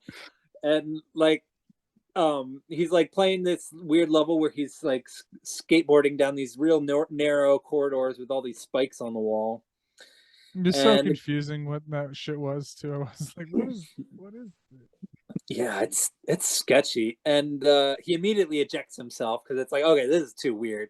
So he gets out of the game, and then they kind of, you know, wander over to some other, I don't know, they play like Simpsons arcade game or something. But the main character's boyfriend, what's his name, Chris or something, he decides to kind of check out the arcade, and he starts playing it, and he encounters some monster head thing. Yeah. Named Arcade. So confusing. Yeah. And he vanishes. He disappears. It appears the video game has eaten him, you know. So the Star Trek The Next Generation dude, he gives the kids home console versions that they all bring home. And the main character, again, I forget her name. Trish? I don't know. Could you look it up for me? Because it's going to bother the hell out of me. Alex. Okay. Alex. Oh, Alex. Okay. All right. Alex. So Alex, she brings the game home and starts playing it. And it's pretty weird because it's like calling her names and it's like not a normal game. It's like insulting her, and the insults are getting kind of personal, and it's just something about the game is just too intense, and she turns it off, and she looks at the clock, and it's like 12:30. So it's like, oh my god, how much time has passed? And her dad is like an absent dad. He's like, you only see him in one scene. He's like asleep on the couch. She like puts a blanket over him. Presumably he's just passed out. It's like they say early on, like with her troubled background, is that he wasn't able to recover from his wife, so he's just like kind of crazy, depressed kind of thing. So she's a bit of a caretaker for him. Yeah, exactly. It's like a Pretty in Pink meets Nightmare on Elm Street type of situation, you know. Nightmare on Elm Street hardcore in this, yeah. Yeah, this movie is very reminiscent of Nightmare on Elm Street. And I will say, and when she was in that for the first time, it was saying that Greg was in here or something, like when it was talking to her boyfriend. Oh yeah, like he's in here. Yeah, that was it. Yeah, the game said something about how it ate her boyfriend, or how her boyfriend is in here with us, and how he should join us, type Yeah, of so thing. I wrote down like Alex turns it on the game. The game says Greg is lost in it. It took his soul. And then I Yeah. quoted, "He's right here, bitch." Oh yeah. Yeah. That's where the Yeah. The Freddy game. Krueger comes in. It Yeah. happens a few times, just straight up ripping Freddy Krueger off. Yeah, this game's pretty profane for the time. Calling the main player bitch again and again. It's like Jesus. Um. So she calls her boyfriend, no answer. She calls like a couple other people. It's like the number can't be reached or something. It's like that's kind of weird. She calls up Ralphie or Nick. No, she calls up Nick, and he's like, "Oh, dude, it's late. Like, come on." And she's like, "Come on, please help me out here, because like I need to know what's going on." So they get together, and the next morning, well, wait, like first she goes there, and like there's something that happens with the game. Like she like tries to unplug it or turn it off or something, and it won't turn off. um and then I think, like when Oh she yeah, goes is to this the Nick's, one where she tried to unplug it from the wall and it wouldn't come out or something? Is I that the think that same was it. scene? Yeah. Yeah. And then when she goes to Nick's house, like I think she just shuts it off while he's playing it or something. Like I She don't hits remember the exactly. eject button on him, yeah. Yeah, yeah. And let's see. And then like the next morning, when they go to their grunge Nirvana hangout spot, the only person there is Seth Green, and it's like, what the hell? Like, where's everybody else? So her friends are disappearing, and it's like, uh-oh. So it's kind of like that movie Pulse as well, um, where like the characters kind of disappear throughout the course of the movie. Um, Although obviously this is like a shorter, low budget type of movie, so it all kind of happens sort of quick. It's like the very next day, almost all their friends are gone, and they gather up and go to. Well, I don't think they take Seth Green with him. I think he just fucks off and goes and plays the video game, and then presumably gets sucked into it. But at some point they go to another friend of theirs house, Alice, or no, not Alice. I don't know, some other friend, and she's all messed up by the game, and she like can't stop playing it. And let's see, something happens. I think they like shut the game off, and she like collapses to the ground and presumably dies. But then they turn their backs, and for like 1 second she's gone. It's like, uh-oh, like she disappeared. So like so at this point they're like, okay, yeah, like there's definitely something going on. So they go to the game developers. uh I'm not exactly sure how they found the place, but they go to the office where the game was actually developed, and it's actually surprisingly normal for a video game, like for what you'd expect from like a group of people making a video game for the time. uh However, like once they like talk to the person who created the game, who tells them all about like the layup of the levels, and how there's like 7 levels, and how they all have like different goals that you have to meet in each one. He lets slip that in the creation of the game they used the brain cells of a dead child, Yeah. which is like why on earth would you make a video game out of Oh the yeah. brain cells of a dead child? Like that's weird. um so they decide, all right, well, I guess, I mean, if we're gonna save our friends, we got to play the game. So, Yeah, and also, it's let oh, known that they're not dead, their souls were sucked into the game, and to release them they have to, I don't know, there's keys and stuff, but basically beat the game is they have to do to yeah, everyone will be yeah, saved. exactly. And so they go back to, I think they go back to the actual arcade, um to Yeah. play arcade and fight the monster arcade. And let's see, there's like a cool scene where they're like driving down the road, like to get to the arcade. It's kind of moody.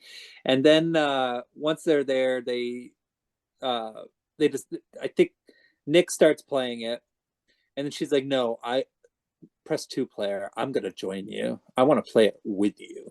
And so they both are playing, and they manage to get past the first skateboard level. He ends up sort of faltering a little bit after that. And I think he ends up getting ejected out of the game. He gets killed by some flying monster. That was it. But for somehow they're like, I don't know, the guy on the outside somehow saved him from getting sucked in. I don't know. Yeah, like right at the last second or something. Yeah, the developer decides, these darn kids are up to no good. So he goes to the arcade and rescues Nick. He pulls why didn't that motherfucker just try to do it since he knows all the levels? Right. Maybe he was afraid of his own game. I don't know. I guess. I'll just let these kids die instead. Yeah. But she ends up actually kind of smoking through the whole game for the most part. Like she gets to the second level, it's like some weird tower thing, and then it's like the third level, I forget, she has to like cross like the river Styx, and like at one point she encounters I think it was her boyfriend in like a pool of blood. Yeah, he has a key too that she tries to save him but couldn't. Yeah, just gets the key. Yeah, and he had like the real old school graphics where he's like, help me, and he like sinks in and he's all bloody, and so she has to like go into the pool of blood to get to the next level. And then later on, like when she's like on the river, she rescues this little kid who throughout the course of the game you kind of before that there's that riddle scene. Oh, the riddle with Seth Green and the other girl, or one's lying, one's not. Yeah, okay, that was it. And she just asks, well, instead of like, oh, I have to go to she had to go to the Tower of Truth, and there's some stupid riddle about I can lie and I can't, I came from wherever. And she's just asked, well, which one on the left? She just used like which, because there were like 2 towers. Well, did you come from the left or the right? Instead of actually naming the towers. I guess that's how she fooled them. I don't know. Yeah, because one of them can only lie while the other one can only tell the truth. So it's like kind of an easy riddle to figure out, but whatever. Yeah. And then she rescues the kid from the river or from the water. And she gets a life up for this. Yeah, she gets an extra life. And you kind of gather that the kid, based on like what the arcade monster keeps taunting her with and stuff, that the kid, from what I understand, was murdered by his abusive mother, and that kid's brain cells are the ones that are used in the coding of the game. Into a coma is what I thought. Oh, okay. I thought he said he died. I guess that makes sense, though. I mean, I didn't catch any of that. Yeah. Yeah, the kid was beaten by his mom into a coma, and then they used it to make Arcade the monster. Yeah. And then I guess the kid died, because otherwise it wouldn't explain how. Well, I'm not going to spoil the ending quite yet, but so she gets to the second to last stage, or I guess it's the last stage technically, and that's when it gets pretty crazy. Like that's when the game starts to blend like reality and the video game world together, where she has to like suddenly like she's like fighting the monster, and I forget exactly what happens, but suddenly she wakes up and she's back in the real world again, and she goes downstairs and her mom is there, and suddenly it's like, oh, so you're alive, and all this stuff happened. And then like it was before, just one more, it was before she got woken up. It was the quote unquote reveal is that the arcade was the kid, and the line he revealed himself as, I'm right behind you, bitch. yeah, that kid says bitch so many times in this movie. It's like pretty funny, actually. Of course, the best time is at the end, but Yeah, but of course, like you don't actually see him say it. It's just the video game voice saying it. Yeah. But yeah, like there's like this real scary scene where like she gets like her mom basically like does like this whole suicide pact thing and shoots her and presumably kills her. But she's got an extra life, so she uses that, beats the game, saves her friends. You have the monster getting blown up into a million little digital diamond shards, and all seems to be well until it turns out that she also freed the kid from the game. Possibly. That was just like I felt like it was a sequel bait. Yeah. She was like, well, if we freed everybody else from the game, what's to stop Arcade from being free? And then exactly. Like, no. But then she turns around and he says something like, "I'm right here, bitch," and then there's like a light and then a laugh and the credits roll. And that's the end of Arcade. I would actually argue that this is probably Albert Pian's most coherent film that we've watched thus far. Yeah. Probably my favorite of his movies that I've seen, I think. Yeah, I could see. Yeah, I mean, it's certainly better than Urban Menace, and definitely better than what was it, Left 4 Dead. Oh, yep. I think. Yeah. What was that? I think the only other one I've seen from him is Cyborg, and I don't know about that one either. Yeah. I've been trying to work up the nerve to rewatch that one, but I just remember hating that movie so much as a kid and just having like the worst time sitting through it that I don't know if I want to submit to that one again. But I don't know. Maybe I will. Like maybe if we do another Albert Pian film, I'll choose that one. I don't know. I really want to see Doll Man. That's the one I'm most curious about. Yeah, I've been curious about that one too. Yeah. And all these Nemesis movies. Oh yeah. And Kickboxer sequels. Oh my god. Oh man. All right. Wow. Yeah, we still got a lot of Pian to go through. Yeah, he's on the wheel, so maybe. Yeah. Ooh, all right. It might happen. Maybe fate will face us. But yeah, I don't know. I mean, what were your guys' thoughts on it overall? I'll be right back. My dog's got a cone on. I think he's stuck. Oh, no worries. Yeah. Mine it was fine. It was good for Albert Pian. It was I guess followable. I did shit.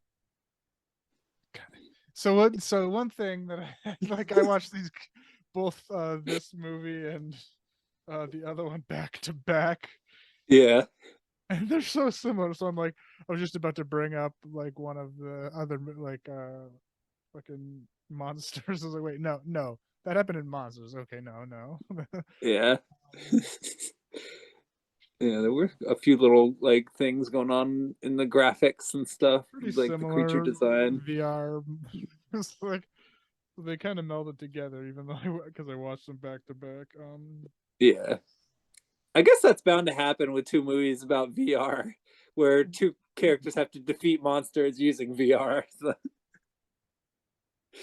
Yeah. One thing was like that was just a I don't know, a cop out was she got a free life from saving the kid, but the kid was the bad guy all along. So why did the bad guy give her a free life? I was thinking that too. Yeah. Well, like I guess it's because like they keep. I mean, throughout the course of the movie, they keep saying we got to play by his rules and we got to follow his rules and we got to do this stuff. So I'm guessing that the reason that the kid gave them a free life was because they followed the rules. I think it's as simple as that. And I know that is a cop out, but at least it sort of explains it. You know, is that they didn't try to cheat at the game. This is a movie about why you shouldn't cheat at a video game, basically. You know, because if you do, the video game itself might eat you.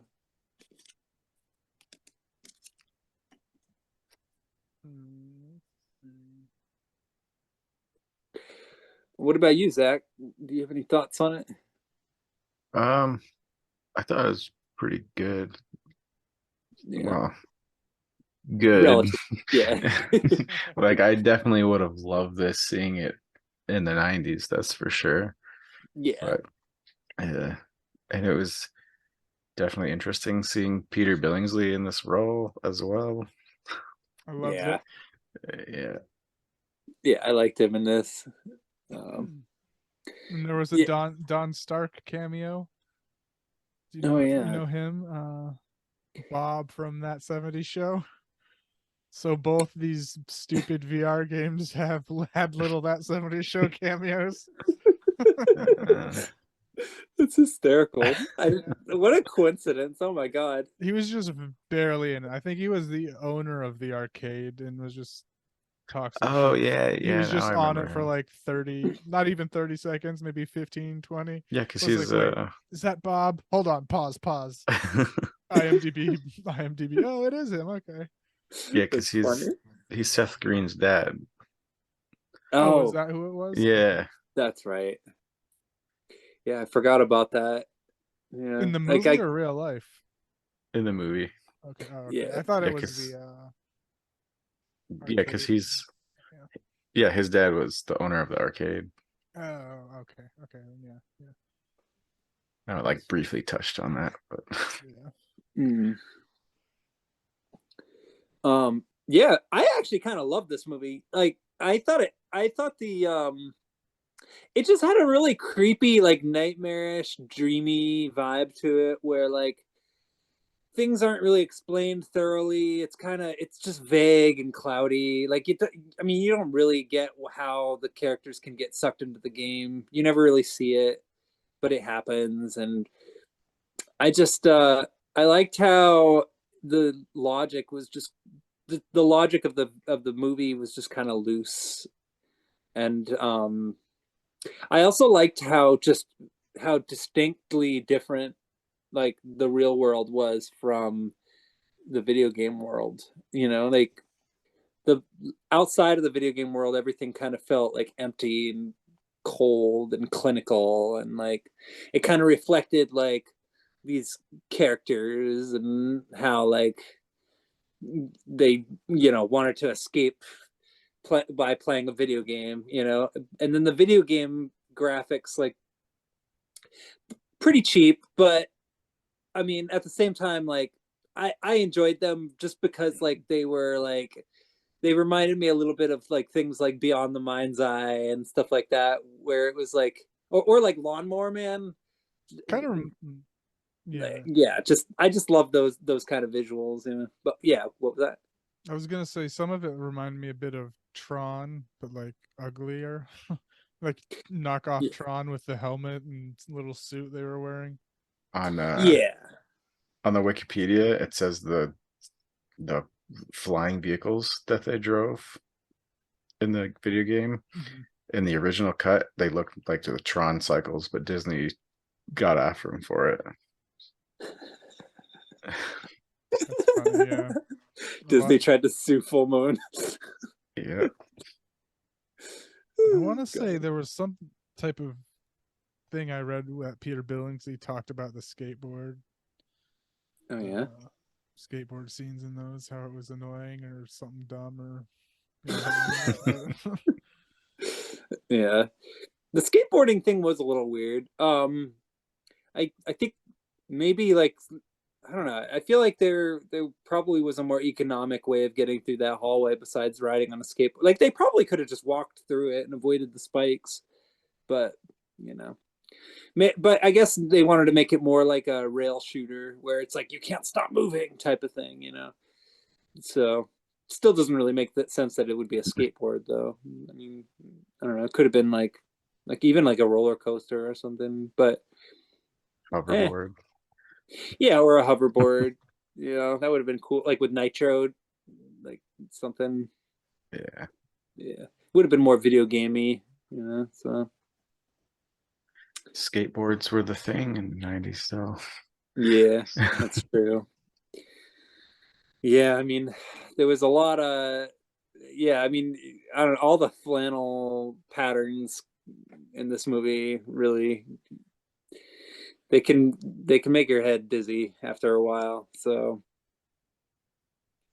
but I don't know, aside from the costume design and all that stuff, I I don't know. I vibed with this movie pretty well. I got pretty into it. I think it was, of the three films, this was probably my favorite one that we watched for this episode. And I would actually probably give it a solid 4, actually. Like, out of 5 you know, or 4 out of 5. Yeah, I would watch it again. Like, I really dug it. Like, for full moon video, like, this is like up there with like Shadow Zone. A lot better than Shrunken Heads, in my opinion. Even though Shrunken Heads was like quirkier and had more personality, I guess you could say. I don't know. This really did it for me. So it's my favorite European, definitely. But that's just me. I mean, I could certainly see why other people would find it kind of schlocky. So Yeah, I enjoyed it, but I don't know if I enjoyed it that much. yeah. I think I gave it a 2.5 at first as well, but I'll give it a 3. Yeah. Cool. Yeah, I'd give it a 3.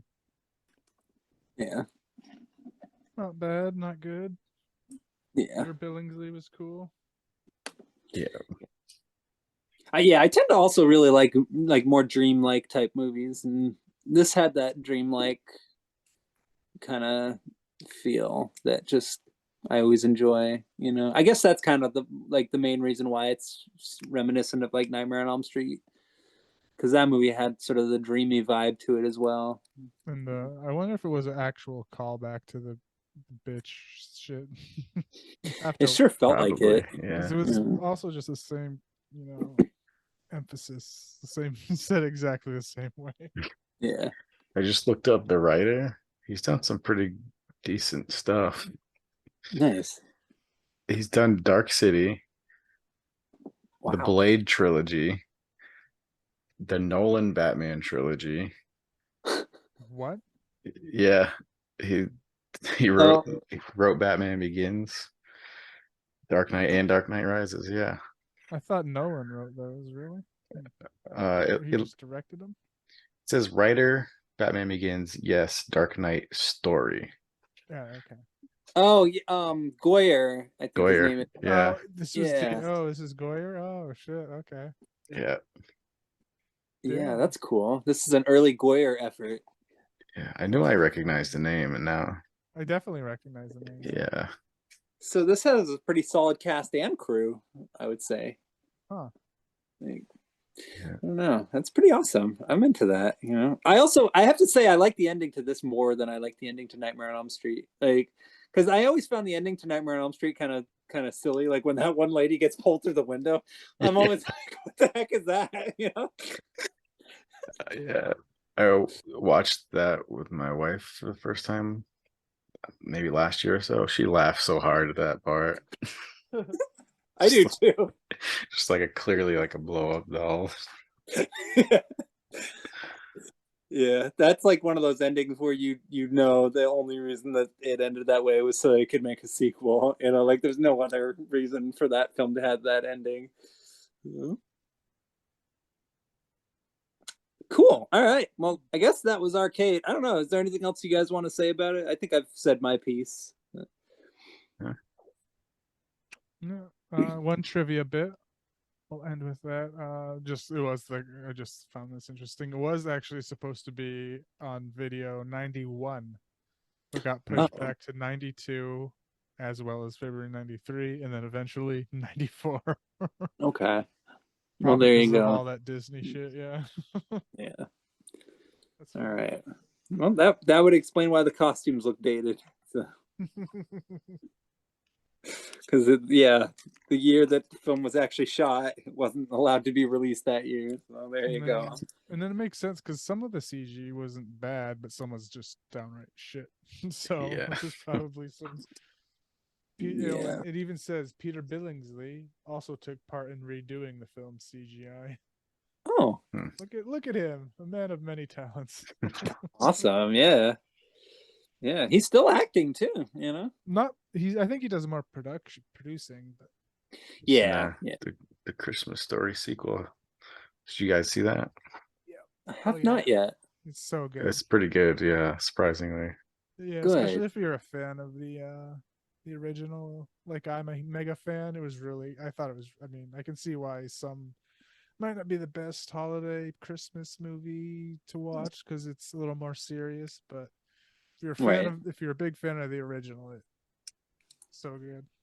Yeah. Excellent. So it's a lot better than the made for TV. Oh yeah. Hallmark, whatever that was. Forget that it exists. Yeah. Just burn all the copies. Yeah. New one. Just watch the new one. Yeah, it is excellent. Well worth it. Probably will go on the rotation every year now. Nice. That's good. I'm glad to hear that. You know, I'm glad they were able to sufficiently sort of close that chapter, you know, because it's like after making like that and like that, whatever that 80s movie or that It Runs in the Family or My Summer Story or whatever. I never saw that one. Yeah, I haven't either. Oh, maybe we'll watch it on the show one day. Oh. Okay, so I guess that's all we have to say about those movies. So do you want to update us on the Oscars? Sure. Let's see, where did we leave off? Okay. I think it was like best cinematography or something. Yeah. So the next one was best documentary short, which was The Elephant Whisperers. Okay. Best. I don't know any of the shorts, unfortunately, but yeah. Best animated short, The Boy, the Mole, the Fox, and the Horse. Oh, I've read that book. I didn't know that they made a short movie out of it, but the book, it's like a cute little kid's like motivational story. I don't know. Best production design, All Quiet on the Western Front. Best original score, All Quiet on the Western Front. I was hoping that would go to Babylon, but that's all right. And that's it for right now. Okay. All right. Well, I guess now this would be the point in the show because we're about at the end now. I guess this would be the point in the episode when we, I guess, give our picks for our fantasy choices because that was what we rolled on last time. So have you guys chosen yours? Because I think I've chosen mine. So yeah. So who wants to go first? I can go first. Okay. Mine's The Monkey King from 2014. All right. Monkey King. Yeah, it's got Donnie Yen and Chow Yun Fat. Cool. Okay. I guess it's a fantasy. It's based on like Chinese folklore, so. Well, excellent. All right. Yeah. Let's go with it. Yeah. I guess should I go with mine next? Yeah. All right. So let's see. This one, I don't know if this is going to be any good or not. I'm going to take a chance on it just because the summary on IMDb sounded interesting. Mio in the Land of the Faraway. Have you ever heard of that one? Never heard of that one. No. It has Christopher Lee and Christian Bale. Huh. And it's from the 80s, so let's give it a shot. Mio and what? Mio in the Land of the Faraway, I think it's called, or Faraway Land or something like that. MIO. I got it. Yeah, I think it's like a Swedish film or something. I'd never heard of that one. Yeah, like I said, I don't know if it's going to be any good, but I'm just going to go with it. All right. It's on YouTube, so hopefully it doesn't get taken off. Yeah. If it does, I'll go with Monkey Bone. Okay, I had two. I don't know. Hard to choose. One I actually even almost chose for this episode. Oh, but okay. I don't know. I think I might go towards Krull. Okay. Okay. Have you seen that one? I haven't, but I've heard of it. I haven't seen it, but I own it. Perfect. All right. I think these are three very different choices, so it'll be an interesting episode, I think. Yeah, because fantasy's like, I can't describe any movie, really. Every movie's a fantasy, technically. Yeah. Yeah, that's true. I almost went with Warriors of Virtue, because I've been sort of like going back and forth about choosing that one again, but Yeah, I was almost just picked another sword and sorcerer movie, but I wanted to do something a little different. So yeah, my other choice was gonna be the World of Warcraft movie. Okay. Oh yeah. Well, yeah, we definitely should do more like video game adaptation movies and video game themed movies anyway. So like maybe World of Warcraft would be like a good one to do for that as well. Yeah. But yeah, I haven't seen that one yet. So yeah, I haven't either. Yeah, me neither. Yeah. But I've been curious about it because it's by Duncan Jones. So and I played WoW for most of my life. So yeah, excellent. All right. And then I guess then the other thing is should we spin the wheel to know what we're going to be doing after the next one? Yeah, let's do it. All right, cool. Get much. How do I share a screen again? There we go. Oh, okay, cool. All right. See it all. All right. All right. Let's just go for it. All right.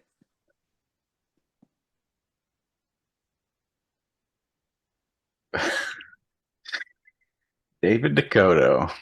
Oh, sweet. All right. All right. So that means that we got to look up the list of David Dakota films and then choose one. Yeah. All right. So, who's he? I don't even know who that is. He did Dr. Alien. Yeah, I think we oh yeah, we did watch that one. Yeah. Now I'm blanking on more. We've done a couple. Yeah, I feel like there was one other one we did, but I don't remember. But I guess we'll find out once we look up his list of movies. So, all right. Well, I guess I don't know. Is there anything else you guys want to say, or anything else you guys want to just mention, or? I don't think so. I don't know. Not that I can think of. Yeah. Okay. Yeah, I can't think of anything either. So, I guess this concludes the episode. So yeah, in the near future, we should definitely do another video game episode. But for now, I think we're gonna just say goodnight and try to decide, by the next episode, which David Dakota film to talk about, or which David Dakota films to talk about. So yeah, that's all. That's all we have. So have a good night. I hope you enjoyed. All right. Yep. Have a good one. See ya.